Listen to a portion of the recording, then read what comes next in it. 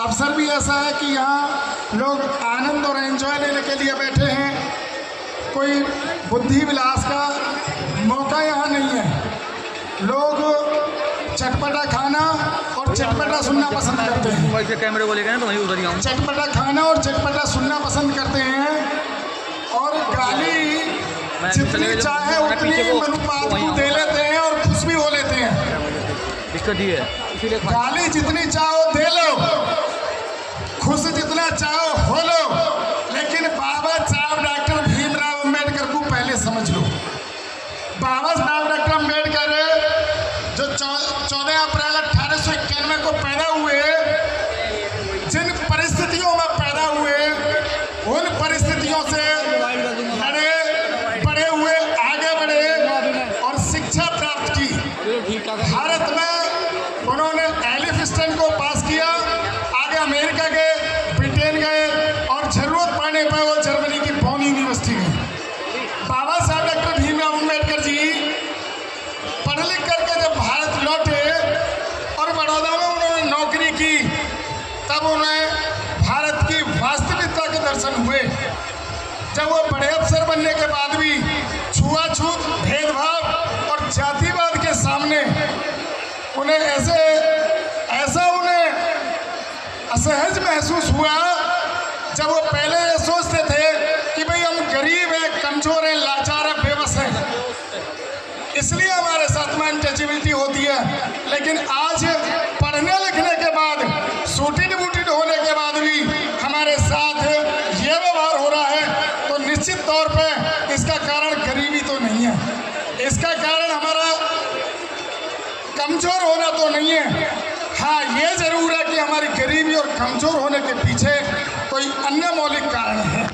उस कारण की तलाश में बाबा साहब डॉक्टर अम्बेडकर जी ने फिर से शिक्षा शुरू की। उन्होंने संकल्प लिया कि मैं भारत की इस गैर बराबरी की, छुआछूत, जातिवाद वाली व्यवस्था को समाप्त करके अपने लोगों को न्याय ना दिला दूं तो अपने आप को गोली मार लूंगा। ऐसी व्यवस्था मैं पढ़ने लिखने के बाद भी आज ये नहीं समझ पा रहा हूँ कि आखिर इसका कारण क्या है। तो मेरे अमेरिका से पढ़ने, ब्रिटेन से पढ़ने का क्या तात्पर्य है, जब आज मैं ये नहीं जान पा रहा हूँ कि वास्तव में हमारे साथ छुआछूत, जातिवाद, भेदभाव होता क्यों है। तो सम्मानित साथियों, बाबा साहब डॉक्टर अम्बेडकर फिर से पढ़ने के लिए जर्मनी की बॉन यूनिवर्सिटी जाते हैं, जहाँ से वो संस्कृत में मास्टर होकर के लौटते हैं और तब वो पढ़ते हैं चारों वेद, 18 पुराण, सैकड़ों स्मृतियाँ, और तब उनको पता चलता है मनुवाद के बारे में कि एक चीज़ है मनुस्मृति और मनुवाद। बाबा साहब डॉक्टर अम्बेडकर पहले व्यक्ति जिन्होंने मनुवाद को समझने का काम किया। मनुवाद को सिर्फ गाली देना पर्याप्त नहीं है, जूते की ठोकर मारने से मनुवाद टूटने वाला नहीं है। बाबा साहब डॉक्टर अम्बेडकर जी जो मनुवाद को सही से समझ पाए, उन्होंने मनुवाद का इलाज भी हमारे सामने रखा है। बाबा साहब डॉक्टर अम्बेडकर ने इस मनुवाद को सच्ची चुनौती दी। 25 दिसंबर 1927 को मनुस्मृति को आग के हवाले करा 60,000 लोगों के सामने। वह बाबा साहब डॉक्टर अम्बेडकर, उन्होंने कभी किसी को गाली नहीं दी, कभी किसी को चुनौती नहीं दी, बल्कि उन्होंने चुनौती स्वीकार की। उन्होंने चुनौती स्वीकार की हमारी गरीबी की, इसे बदलना है। उन्होंने चुनौती स्वीकार की अनटचेबिलिटी, इसको समाप्त करना है। उन्होंने चुनौती स्वीकार की हमारे मान सम्मान, गौरव और गरिमा की, इसको प्राप्त करना है। चुनौती स्वीकार करते हुए बाबा साहब डॉक्टर अम्बेडकर दुनिया के सबसे बड़े प्लेटफॉर्म राउंड टेबल पहुंचे और हमारे लिए वो सारे राइट प्राप्त किए जो मनुवाद ने हमसे छीन रखे थे। बाबा साहब डॉक्टर अम्बेडकर जी ने हमको ये बताने का काम किया और पूरी दुनिया से हमारे लिए वो हासिल करने का काम किया। बाबा साहब डॉक्टर अम्बेडकर ने हमारे लिए पहले एजुकेशन नहीं थी, हमको एजुकेशन के दरवाजे खोल के दिए और बताया कि मनुवाद से आप बिना पढ़े नहीं लड़ सकते। बाबा साहब डॉक्टर अम्बेडकर ने इंस्टीट्यूशंस के लिए रास्ते खोले बताया कि एजुकेशन लेने के बाद इन इंस्टीट्यूशंस तक आपको पहुंचना है। बाबा साहब डॉक्टर अम्बेडकर जी ने हमारे लिए पॉलिटिकल पावर पाने के लिए रास्ते खोले और हमको बताया कि जाओ संसद पे कब्जा कर लो, संसद पे कब्जा कर लो और अपने बंद दरवाजे खोल लो। आज बताइए, हमारे भाई मेहरा जी हरियाणा से आते हैं, मनुवाद को ठोकर भी अच्छी मार लेते हैं। हरियाणा का सीएम कौन है? अब से पहला सीएम कौन था? आज तक सारे सीएम मनुवादी तो हुए, ये तो ठोकर मारते रहे और हरियाणा में मनुवादी सरकार चलाते रहे। अब ठोकर मारते रहो, वो मलाई खाते रहेंगे, क्या फर्क पड़ता है भाई? अरे कोई फर्क पड़ा?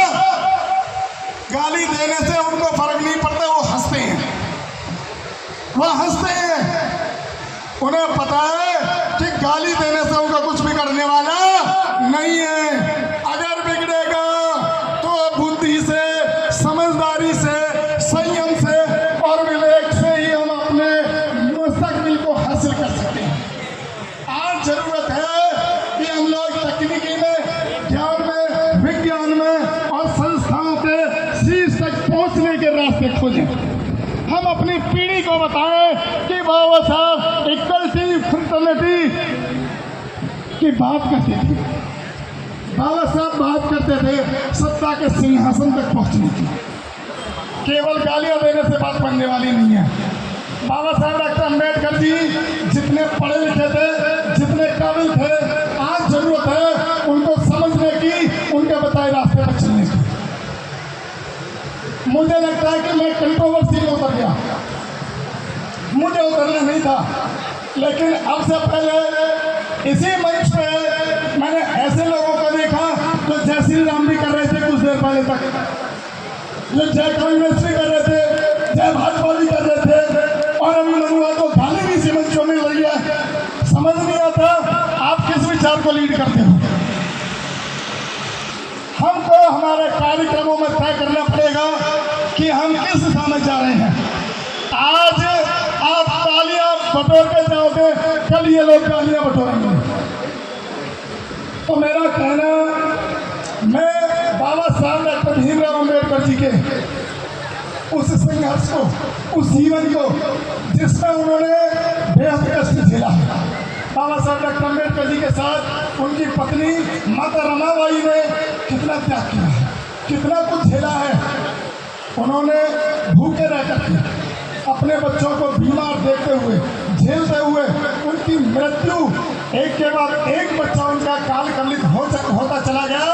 बाबा साहब डॉक्टर भीमराव अम्बेडकर हमारी मुक्ति के लिए लड़ते रहे, पढ़ते रहे, लड़ते रहे, पढ़ते रहे। आज 14 अप्रैल जब उनका जन्मदिन है, तो जब हम उनके जन्मदिन पे हम जिस टाइम कोई पटाखा फोड़ते हैं तो हमको ये भी याद रखना चाहिए कि बाबा साहब के बच्चे भी शहीद हुए हमारे लिए, उनकी पत्नी भी हमारे लिए शहीद हुई।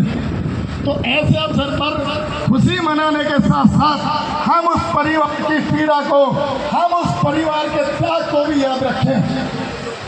बाबा साहब के साथ नानक चंद्र रत्तू और न जाने कितने साथी रात रात जाकर के देखते रहे कि बाबा साहब डॉक्टर अम्बेडकर भारत का संविधान लिखते समय, धम्मा लिखते समय, क्रांति और प्रति क्रांति लिखते समय किस तरह की शारीरिक पीड़ा और कष्ट से गुजरी है।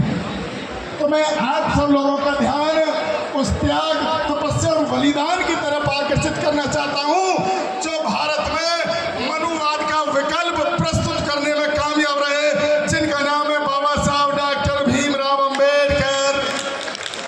मान्यवर काशीराम साहब कहते थे कि मनुवाद का, जिस देश में मनुवाद होगा वहाँ दूसरावाद आसानी से नहीं पनप पाएगा।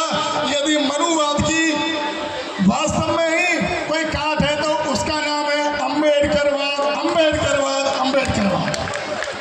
तो मैं इस अवसर पर ज़्यादा बातें न कहते हुए आप सभी का, पूरी कमेटी का धन्यवाद देते हुए जय भीम, जय भारत, नमो। निवेदन करूँगा कि वो सुरेश बाल राक्षस जी को सम्मान प्रतीक देकर का बहुत बहुत धन्यवाद, जोरदार ताली बजाएं।